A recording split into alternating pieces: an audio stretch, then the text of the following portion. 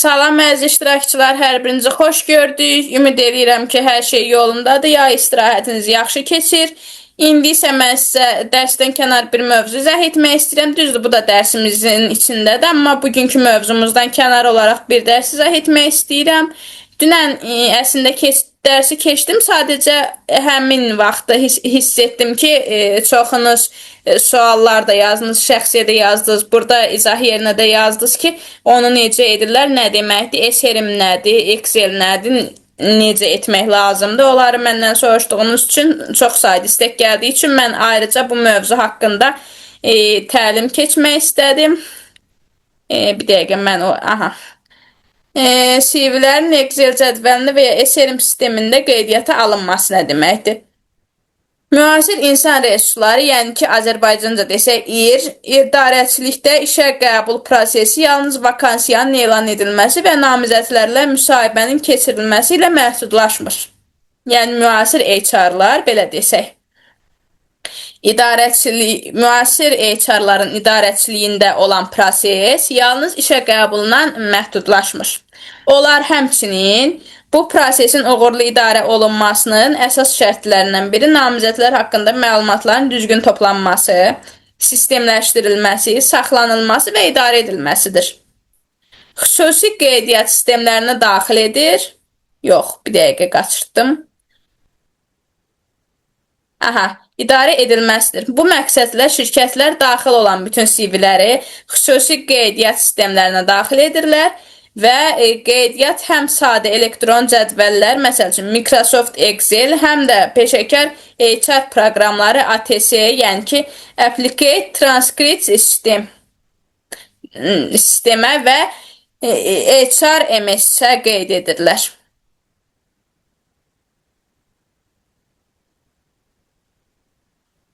Onun da HRMS-ində xoş gəldiniz Ayda xanım.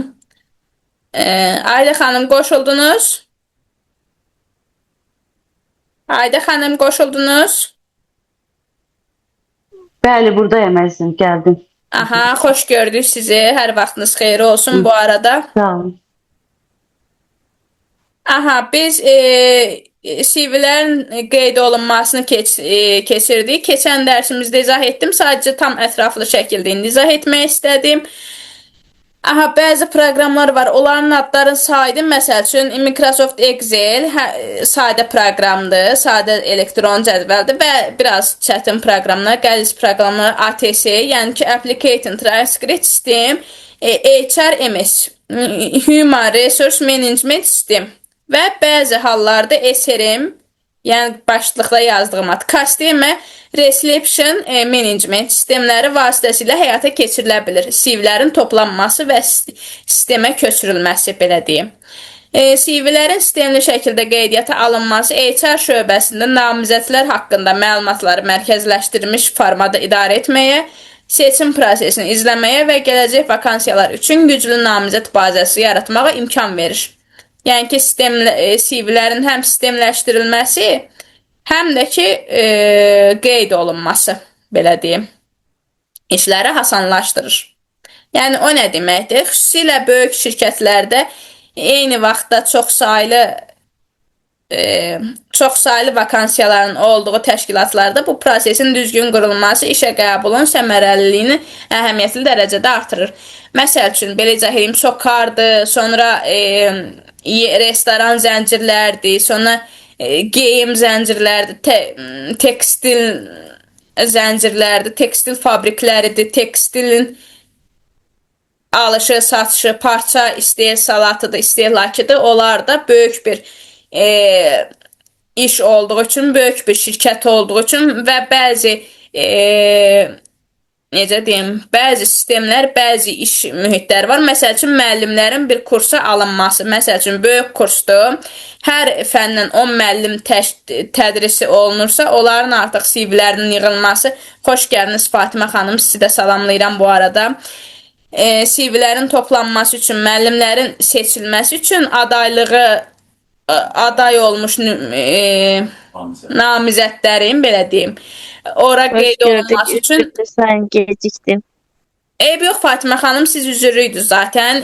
Siz geciksəydiniz, problem yox idi, bildirmişdiniz mənə. Aha, böyük şirkətlər dedik. Ondan sonra həmçinin kurslardır, məktəblərdir, bağçalardır. Ondan sonra restoran zəncirlərdir, şirkətlərdir, bəzi MMC-lərdir. Sonra turizm şirkətləridir, geyim tekstil şirkətləridir, zəncirləri və həmçinin LCD, Defacto'dur. Sonra bəzi qızıl markaları şirkətlərdir. Onlar artıq CV-ləri bir araya toplamalıdır. Və bəzi adını saymağa, nümunə gətirməyə icazə verilməyən şirkətlər MMC-lərdir. Ondan sonra CV-lərin qeydiyyata alınmasının məqsədi nədir və nə üçün lazımdır bunlar? CV-lərin qeydiyyata alınmasının əsas məqsədi şirkətə müraciət edən bütün namizədlərin məlumatlarını vahid bazada toplamaq, onların işə qəbul prosesində hərəkətini izləməkdir. Bu proses HR mütəxəssisinə hər bir namizəd haqqında ətraflı məlumat əldə etməyə, seçim meyarlarına uyğun qiymətləndirmə aparmağa və qəbul edilən qərarları sənədləşdirməyə imkan verir. Sistemli qeydiyyat olmadıqda müxtəlif problemlər yarana bilir. Məsəl üçün, misalları izah edəcəm aşağıda.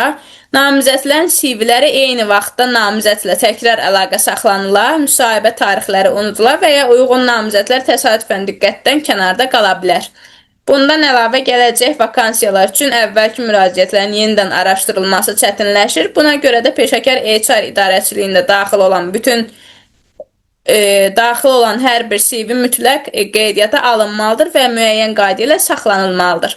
Yəni ki, o problemlər hansılardır? Məsəl üçün, yuxarıda qeyd etdiyim kimi düzgün namizədlər gözdən kənarda qala bilir. Məsəl üçün, potensialı var, ora uyğundur, iş təcrübəsi ora uyğundur və gördüyü, yəni işlədiyi ixtisas, aldığı təhsillə eyni ixtisasdır, belə deyim.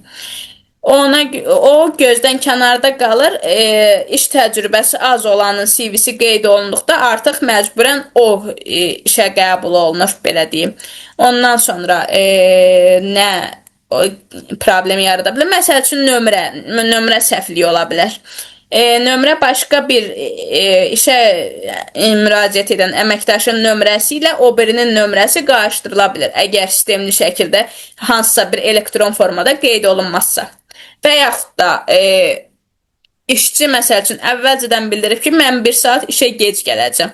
Məsəl üçün saat 10-da başlayırsa, deyir mən 11-də gələcəm. Mən məsəl üçün tutalım Sumqayıtdan gəlirəm. Məsəl üçün uzaq yerdəyim.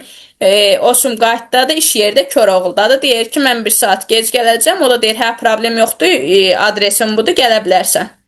İş təcrübəsinə uyğun da, o axırı müsahibədən də yaxşı keçərsə, CV-də ona uyğun gələrsə, iş praktikası da, iş stajı da ora uyğun gələrsə, təcrübəsi ora uyğun olarsa, ondan sonra yer məsələsi problem olmur. Amma ki, o CV qeyd olunmadığı halda, o artıq işçi işə gələn zaman, işə başlayan zaman artıq onlar bilmir və ona bir saatını günlük maaşından kəsir. Məsəl üçün, onu da vaxtımız çatmadığı üçün izah edə bilməyəcəm. O artıq o biri ayların təliminə aiddir. Ona görə mən onu proqramımızda olmadığına görə izah edə bilmirəm. Əmək haqqının hesablanması qaydası var. O əmək haqqının hesablanması qaydası da 30 gündə aldığı maaş bölünür işlədiyi saatlara.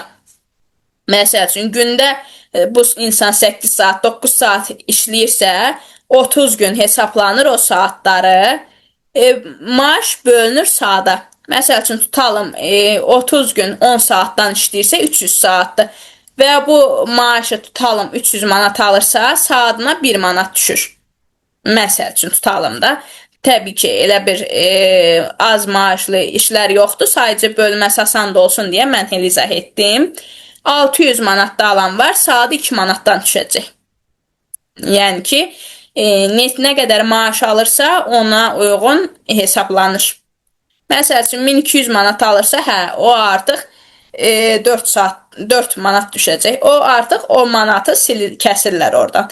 Bu işçi də bildirir ki, mən axı bura qeyd etmişəm ki, bu saatda gələcəm, mənim iş yerim uzaqdır. Ya deyir ki, yenidən işə başlamamışdan əvvəl bizə bildirərdin, ya deyir CV-ni silinib, bizdən yoxa çıxıb və yaxud da qeyd olunan zaman bir xəta baş verib və yaxud da hər hansısa bir səbəb bildirilmədən deyir ki, işə müraciət etməzdin o zaman. Bu məsafəni bildiyin üçün müraciət etməzdin.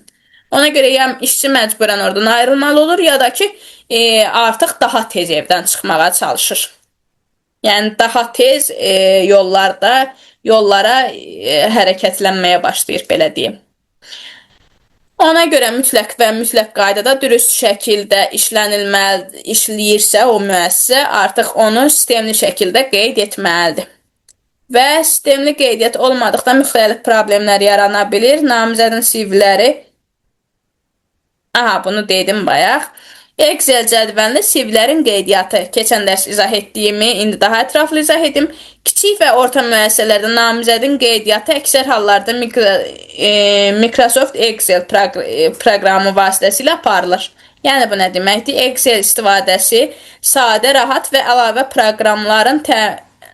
proqram təminatı tələb etmədiyi üçün geniş yayılmışdır.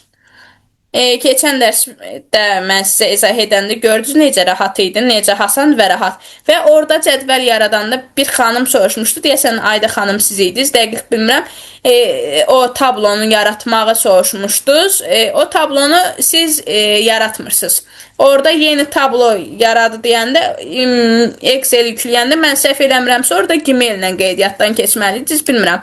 Onu yüklənilməsi mənim o vaxtı tam başım çıxmadığı üçün, yəni ilk başda yüklədiyim üçün onu təlimçimizlə birlikdə, müəlliməmlə birlikdə yükləmişdik deyə.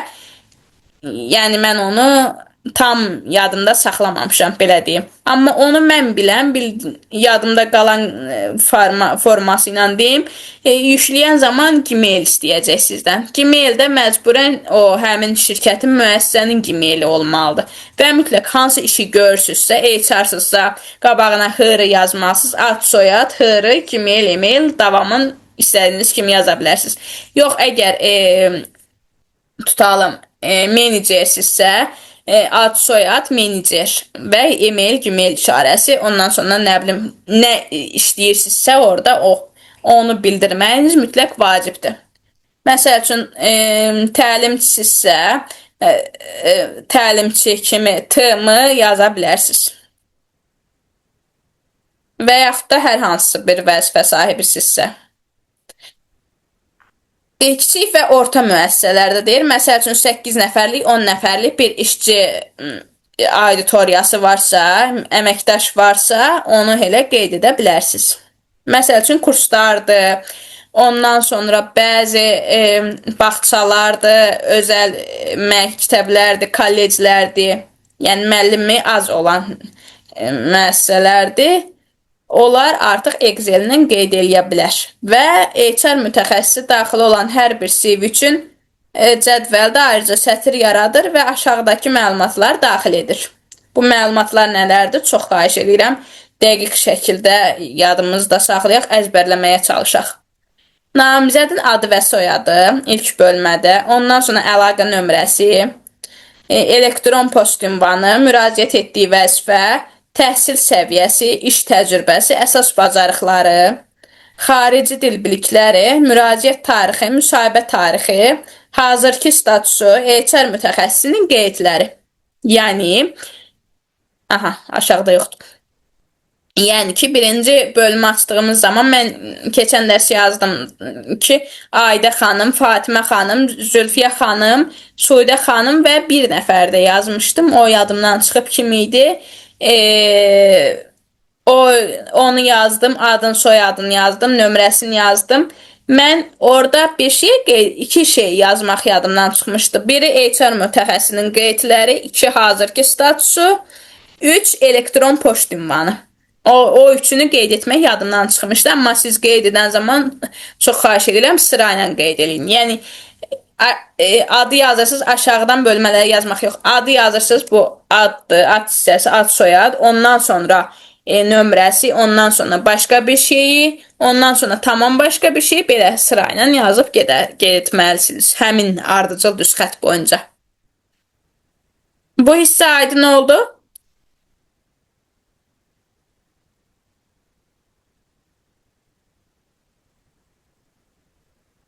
Fatimə xanım, Zülfiyə xanım, aydın oldu, Aydı xanım.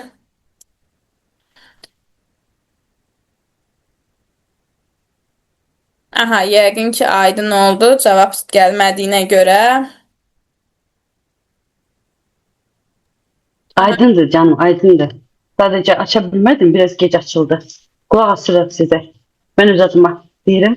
Aha, oldu Aydı xanım, Təqribi Zülfiyə o xanım. günkü dərsin təkrarı kimi gedir də. Cədvəlin Bəli. vurulması. Bəl. O günkü Biraz dərsin geç qoşuldum, üzürü sayın. Yoldaşım burada değildi, zəng eləmişdi. Elə axırda ayrıldım elə. Qoşuldum dərsə. Yox, problem deyil, heç nə olmaz. Sadəcə mən də sizə eləyəndə cavab gəlməyəndə biraz narahat oluram ki, birdən Mən bəlkə onu bilirəm, məni özüm də soruşmağa təlimlərim utandı. olur. Bilirəm ki, belə susqunluq xoş qarşılanmır təlimçi qarşısında. Bəli. Bir başa düşürəm. Nə gözəl, çox şad oldum hamınızın başa düşdüyünüzə, hamınıza gözəl şəkildə, başa salır şəkildə izah etdiyimə çox sevindim. Onda gələk biraz daha qəliz formasına, biraz daha çətin formasına gələk və davamını... Bilirsiniz, siz burada indi CV'nin hazırlanmasından gedir söhbət. Amma bizim bilmirəm, ayın o dediyiniz digər başlayacaq, 18'i başlayacaqdı. Bizim Aha, bəli, dərsimizi avqustun bilirəm. 18. Orada müsahibəyə aid suallar, nələr düşür, müsahibə, yəni gedişatı haqqında məlumatlar olacaqmı? Bəli, bu dərsdə olacaq. Bunu indi izah eləyirəm. Ondan sonra vaxtımız qalan qədər o qrupa göndərdiyim testlər var idi. Dünən göndərdiyim testlər. Hı -hı. 200 test göndərdim, 140 test, 60-dan 200-ə qədər. Hı -hı. Baxa bilməmişəm doğrusu hələ. Aha, o testləri mən burada izah eləyəcəm yarısını. Ondan sonra nə vaxtımız qalmasa bugün, nə vaxtımız qalmasa evdə siz onu işləyəcəksiniz. Gələn, yəni 6-cı gün, bugün 4-cü gündür. 6-cı gün biz 200 onu testi gələn 6-cı günə kimi işləyə biləcəyik. bu 6-cı gün. Yəni 5-ci gün yox, gələn bu 6-cı gün. Hə, bu 6-cı gün, hələ bir gün, hə, bir gün Bəli. içində 200 test işləməli. 200 test yox, 200 test yox. 200 yox. Onu burada indi 140 testdir. Burada 50-sin, 70-in işləyəcəyik vaxtımız çatdığı qədər, neçə var, nə qədər, nə vaxtımız çatarsa. Ondan sonra işlədiklərimizə baxacağıq. Aha, bəli, siz evdə neçəsini işləyə bilsəz, 10-un, 20-sin, 30-un, neçəsini işləyə bilsəz, şərt deyil ki, 140-ın hamısını evdə işləyin. Neçəsini işləyə bilsəz, işləyin. Sabahsı gün, yəni ki, sabah 6-cı gündə digər qalan testlərə hardan yarımçıq qalsaq, oradan mən artıq izah edib testlərin səhv düzünü yoxlayacağım cavablar. Ondan sonra hissəni işləyəcəyik, ondan sonra testlə bitirəcəyik. Ondan sonraki ikisi qalacaq 2-ci və 4-cü gün. Qalacaq o 2-ci və 4-cü gün artıq müsahibəyə hazırlıq keçəcək. 6-cı gün, 2-ci gün testi keçəcək. Ondan sonraki 4 testin müzakirəsi də belə deyil. Bəli, aha. Test və testin müzakirəsini eləyəcək. Ondan sonraki gələn 4-cü gündən 6-cı gün müsahibəni eləyəcək. CV-ləri yoxlayacağam və müsahibəni eləyəcək. Ondan sonra da biz sizlə sağollaşacağıq. Ondan sonra da Ayda xanım o biri qrupla da ayın 10 avqustun 18 başlayacaq qrupla da yenə eyni sıfırdan bu məlumatlar keçəcək. HR nə deməkdir, HR harda lazım olur, kimdir, vəzifəsi nədir, ixtisası nədir, peşəsi nədir, nə etməlidir, onların hamısını sıfırdan keçəcəm və bu məlumatların hamısını yenidən o testlərdir, işləmədiyimiz testlər. Bu HR-ın neçə dərs aparır, yəni müzakirə, təlimi? Təlimdə nə qədər, proqramda nə qədər yer alır, neçə dərsdir? Əslində 8 dərs idi. Sadəcə mən ora proqramda əlavə genişlətmələr edib 12 dərs edəcəm. Yox, HR deyəndə yəni bu CV-nin hazırlanması neçə dərs gedir ki? CV-nin əslində bu HR-lıq kursu bütöv 7 aylıqdır. 7 aylıq mərhələdir. Sadəcə bir ay. Bir proqramdır belə. Amma mənə əsas sual cavablar lazım idi. Ona görə deyirəm, soruşuram ki, proqramda bu CV-nin hazırlanmasından neçə dərs alır? Bitdi. CV bu ay bitti. Artıq bu dərs bitdi. Bu indi keçəcəm, SR-imi keçəcəm. Ondan sonra bitdi. Artıq CV-yə toxunmayacaq. CV-nin hazırlanmasına toxunmayacaq. Sadəcə gələn sual cavabda o gələn həftəki testi bitirdikdən sonraki sual cavabda artıq mən CV-lərinizə baxıb onun üzərində müsahibələr aparacağam. Və siz onları cavablayacaqsınız. Ondan sonra siz başqasının CV-sini incələyib ondan sual cavab aparacaqsınız. Vəsə, yəni CV bir tək onda Siz o lazım. sual cavabları bizə verəcəksiniz də. O verilən suallar həmənki suallar üzərində aparılan suallardır. Bəli, Əsasən. bəli. Və CV-də kim nə qeyd edibsə, hansı yəni sahəni seçirsə, ona uyğun da suallar hazırlanır. Bəli, tamamilə düzdür. O suallarda birinci mən sizə deyəcəm, siz də mənə uyğun öz düşüncənizlə, öz təxəyyülünüzlə suallar yaradacaqsınız. Özünüz, indi siz Allah'a şükür təlimsiz, özünüz hətta psixoloqsuz, ona görə bilirsiniz ki, nə suallar hazırlamaq lazımdır. Yəni ki, sizin ən azı biraz məlumatınız var o Tam barədə. deyə bilmərəm, amma çalışdığım qədər sualları mən də hazırlamağa çalışdım. Aha, bəli. Sualları evə verməyəcəm hazırlamağa. Həmin dərs elə orada məsəl üçün müəllim dərs izah eləyir. Siz o dərsə müəllim sizi qaldırıb sual cavab eləyəndə siz nə deyirsiniz? Yəni dərsin içində keçdiyinizi sual cavab eləyir də müəllim. Yəni o dərsə uyğun sual cavab olunduqda artıq siz bilirsiniz ki, orada nə məlumatlar yazılıb. Yəni Hasandır, sadəcə CV-yə qeyd olunan məlumatları soruşacaqsınız. Vəsə, yəni bitdi. Yəni bu qədər. Yəni bu real bu yəni müsahibədə olan suallar kimi istifadə olunan yəni suallardır. Real müsahibədə olunan suallar deyil. Onlar şəxsi hər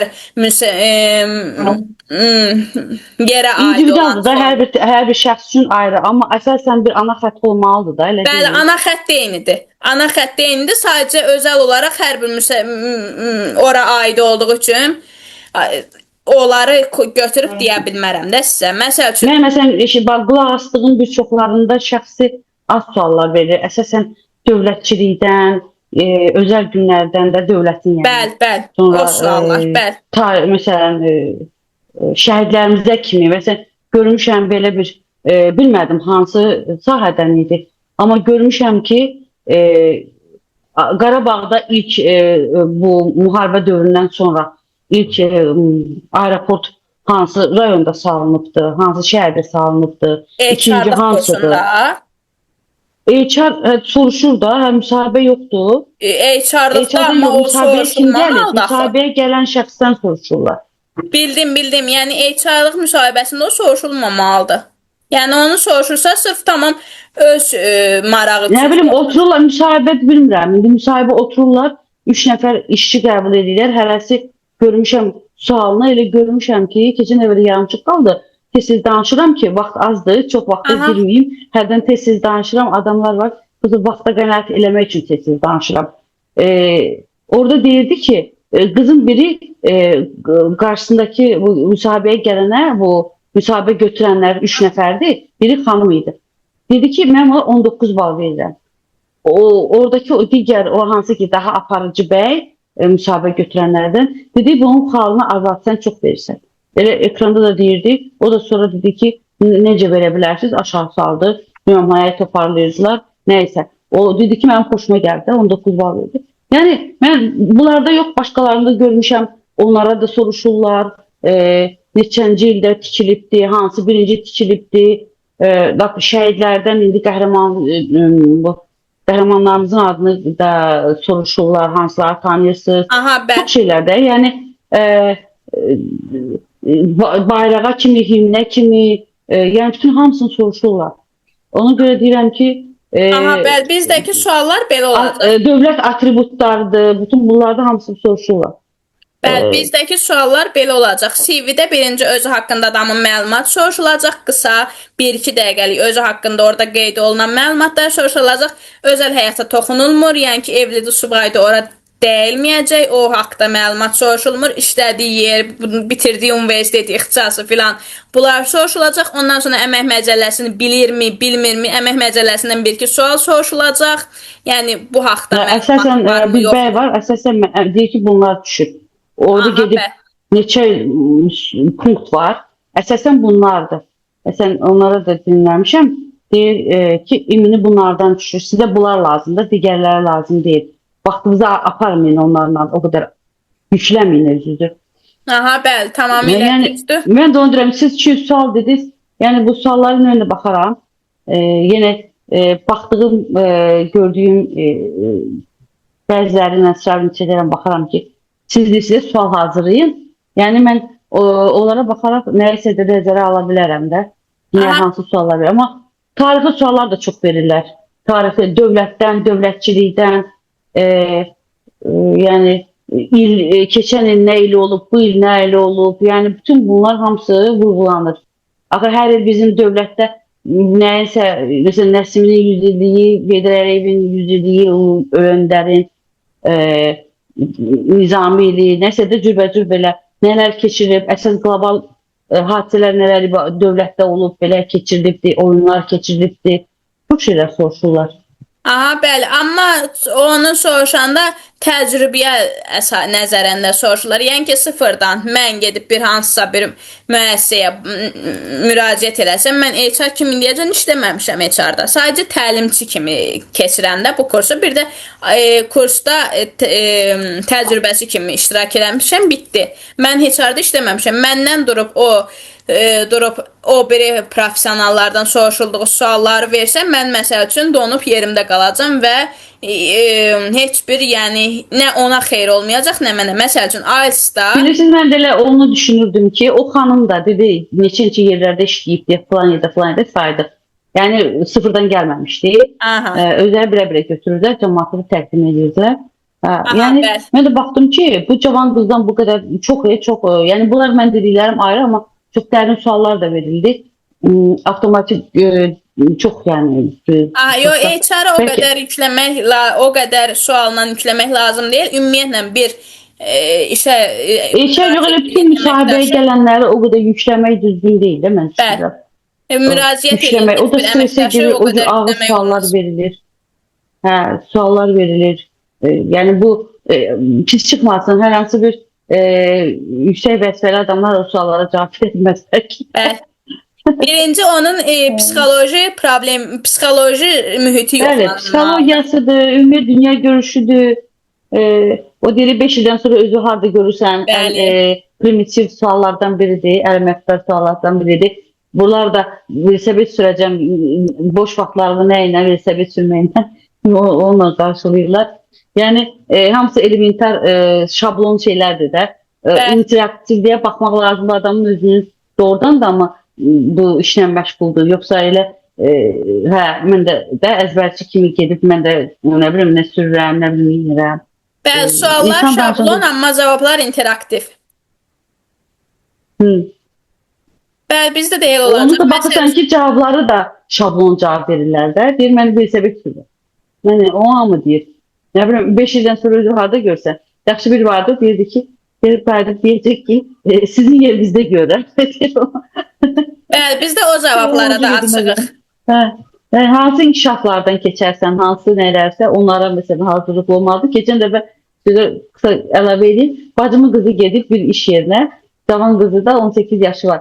Gedib orada bunu da suallar verib, biri oturub mənə elə suallar verir, aydır müsahibəyə götürüb də səni başa düşmürsə, mənə soruşur falan şeyi, bəsməkən şeyi, heç buna deməyiblər ki, biz səni müsahibəyə götürmüşük, öyle sözsüz, heç buna xəbər yox, oturub müsahibə alırlar bunlar. Gəldim, səni 100% müsahibəyə götürmür, sənin heç xəbərin olmayıb. Yox, çağırmışlar sonra, amma mən dedim, sizin evizə lazımdır, sənin başa getirməsin. Yazıq 18 yaşındakı tam... 18 yaşındakı heç bir təcrübəsi olmadan ilk işə müraciət edən birindən o qədər yükləyib sual cavab etmək məncə yanlış bir şeydir. Ən azından məlumat verməliyik ki, sən işə müraciət eləmirsən, sənə bəzi suallar verəcək. Buna qayıdıb deyəndə, bu da bilmir axı, müsahibə haqqında heç hazırlaşmayıb, xəbəri yoxdur. Gedib oraya, onu deyirəm ki, həmişə müsahibə gəlində hazırlaşmaq lazımdır, neysə, araşdırmaq lazımdır. Ki, nələr olur, nələr olmur. Bu da heç ağlına gəlmir ki, bunu müsahibə edəcəklər. Bu da 5 ildən sonra özü harada görürsən, o da deyir ki, o nəylə lazımdan 5 ildən sonra görürlər. Tam o mənim təcrübəsiz vaxtlarım kimi. Qaçılmaz suallarından biri odur ki, 5 ildən, 3 ildən, yaxın gələcəkdə özü harada görürsən də. Bu belə mənzərli bir situasiyalarla qarşılaşırıq. Bəli. Əslində heç Vaxtınızı aldım, təcrübəsi düzünü say. olmayan birindən müsahibə sualları götürülməməlidir. Yəni heç təcrübəsi olmayan biri, məsəl üçün kassir satıcı üçün müraciət eləyir, ondan nə müsahibə götürəcəksən? Nə danışacaq o sən? Onun üçün də lazımdır psixoloji, kassir pul etibar olunur ona. Bəli. Nəysə bir, yəni məxsus bir vəzifədir də bu da. Yəni bu adam bundan Ancaq heç olmasa bir psixoloji riyaziyyatdan, toplanmadan çıxmalıdan başa çıxmalıdır və yaxud da özünü necə təqdim edir, insanlarla davranır bu kassirdir. Yox, təbii ki, elə suallar soruşulmalıdır. Sadəcə durub Psixoloji testlərdən, dayanıqlıqdan ona əmək suallar məcəlləsi nədir, verilməlidir. onları bilməyəcək təbii ki. Əmək yox, psixoloji suallar, psixoloji dayanıqlıq, kimsə bunu hirsləndirsə, Bəli, nə eləyəcək? tərsinə çevirməyəcək. Yəni əsəblərini cilovlamağı, problemi Cavab insanlarla qaytarıb necə yanaşmağı, qaytarmayacağı. necə yola verə biləcək? Cavab qaytarmamaq da düzgün deyil, amma cavab qaytarmalıdır da. Cavabını verməlidir bir şəxsin bu kassada oturub. Amma necə verər sənə belə bir şey eləsələr, necə məktəb müəllimlərinə soruşurlar, uşaq sizi hirsləndirsə, siz onu necə davranacaqsınız da? Sözdə baxmırdır, dəstə gəzir, nə bilim, siz ona vurmaq olmaz, başqa şey olmaz, təzyiq göstərmək olmaz. Onun yerində necə otuzdurarsan, məsəl üçün deyirəm də, belə bir sual, buna oxşar bir sual, belə bir vəziyyətlərdə və yaxud da sizə cavab qaytarır və yaxud da sizə ağır söz deyir, siz ona necə cavab qaytarır, dərsinizə laqeyd yanaşır, acı danışır. Yəni, uşaq problemli uşaqdır da, siz onunla necə davranarsınız? Bəli, ancaq psixoloji yoxlanışlar. Müəllim də gərək bütün bunların hamısının həlli yolunu tapsın da. Hələ bir ailədən gəlir. Mən heç o müəllimlərə də ürəyim ağrıyır. Çünki hələ bir ailədən gəlir, bir xarakterdə. Biz də məktəbdə oxumuşuq. Bizdə də problemli uşaqlar olubdur. Yadıma gəlir mənim. Baxmayaraq ki, yaşım çoxdur. Çox aydın elədiyi uşaq oğlanların hərəkətlər yadımdadır. Bəli, məsəl üçün birinin müəllimənin incitdikləri. Ailə münasibətindən aldığı tərbiyə var, travmalar var, məsəl üçün valideynləri ayrıdır, ondan aldığı bir nümunələr var, atasından aldığı nümunə var, anadan aldığı nümunə var. Yəni ona uyğun müəllim də bilməlidir, ondan necə danışmalıdır. Zaten o məktəb, universitet vaxtı onlara psixologiya dərsi keçirlər və onları kurslara, praktikalara aparırlar, təcrübələrə ödənişli və ödənişsiz. Praktikalarda iştirak edir. Yəni bunlar əvvəllər daha çox müəllimlər o qədər də dərin getmirdilər psixologiyada. İndi nə qədər keçirlər də psixoloqlar deyil də. Hər bir, necə deyim, gərəkdir, o elmi tamam təzdən oxusunlar. Çünki hər bir insan individualdır, ona yanaşma da individualdır. Müəllimlərin o qədər bu sahədə praktikası olmalıdır ki, tələbələrlə başa çıxa bilsin. Çox çətin uşaqlar var indi, həddindən artıq. Bəli, çətin tərbiyə olunan. Bəli. Məsəl üçün, heç bir psixoloji problemi yoxdur, heç bir travması yoxdur, sadəcə diqqət çəkmək istəyir, ailənin balaca uşağıdır və yaxud da nənə ilə, baba ilə böyüyüb şımartılmış belə deyim uşaqlardır. Onlar ancaq diqqət çəkməkdən ötürü dəcəllik eləyirlər. Belə, necə deyim, problem yaradırlar, səs-küy salırlar. Onları belə necə həll etmək lazım olduğunu müəllim bilməlidir. Məsəl üçün, egosuna toxunmalıdır. Deməlidir ki, afərin, sinifdə səndən yoxdur, sən mükəmməlsən, sən hamıdan yaxşı bilirsən, hamı sənə baxır, sənə diqqət edir, amma qoy...